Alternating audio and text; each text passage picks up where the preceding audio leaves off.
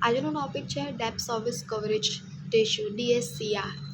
DSCRનો benefit શું છે કે કંપની જાણી શકે કે એનું આ વર્ષનું કેટલી લોનનું પ્રિન્સિપલ અને ઇન્ટરેસ્ટનું પેમેન્ટ કરવાનું છે, તો કંપની કેટલું અર્ન કરે છે એ બંને તરફથી યુઝેબલ છે. કંપનીને ખબર પડે છે કે કંપની કેટલું પોતે અર્ન કરે છે કે પોતાની લોનના રિપેમેન્ટના, મીન્સ જેમ કે આ વર્ષે મારે આટલું પ્રિન્સિપલ ઇન્ટરેસ્ટ પે કરવાનું છે તો હું કેટલું અર્ન કરું છું. અને સામે બેંકવાળાને બી આઈડિયા આવે છે કે કંપની સફિશિયન્ટ અર્ન કરે છે કે એ અમારી પ્રિન્સિપલને ઇન્ટરેસ્ટનું પેમેન્ટ ઇઝીલી કરી શકશે.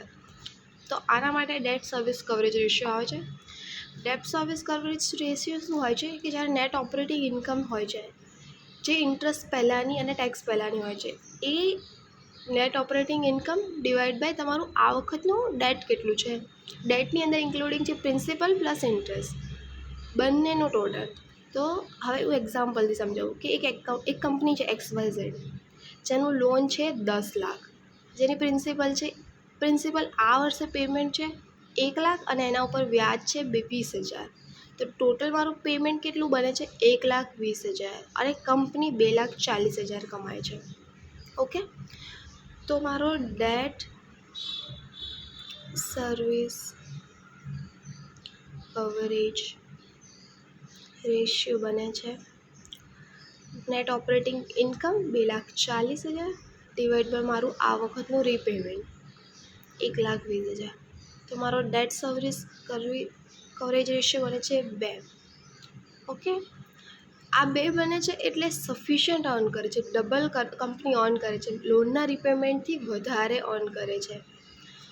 તો આ કંપની માટે એક બેનિફિશિયલ પોઝિશન છે. જો કંપની આનાથી ઓછું અર્ન કરતી હોય અને ડેટ સર્વિસ કવરેજ રેશિયો 1થી ઓછો હોય તો એ એક હોય તો બી ચાલે, પણ 1થી ઓછો હોય તો આ કંપની માટે એક બેનિફિશિયલ પોઝિશન નથી. કેમ કે કંપની એટલું અર્ન જ નથી કરતી જે એટલું મીન્સ એ એમની લાયબિલિટીને પૂરું કરી શકે એ એટલું પણ અર્ન નથી કરી શકતી. તો 2 એ સૌથી બેસ્ટ પોઝિશન છે કંપની માટે. એક પણ ચાલે, ત્યાં એ ન્યુટ્રલ પોઝિશન પર છે. તો 0.95 એટલે કે એક હોય તો કંપની શું વિચારે કે ભાઈ એ ખાલી લોનનું રીપેમેન્ટ કરી શકે એટલું જ અર્નિંગ કરે છે, પ્રોફિટ પાછો પ્લાઉ બેક ધંધામાં થાય એટલું અર્ન નથી કરતી. ઓનલી એમની લાયબિલિટી મીન્સ એમની જરૂરિયાત છે એટલું જ પૂરું કરે છે. અને 0.95 એટલે કે એમની જરૂરિયાત કરતાં પણ ઓછું કમાય છે.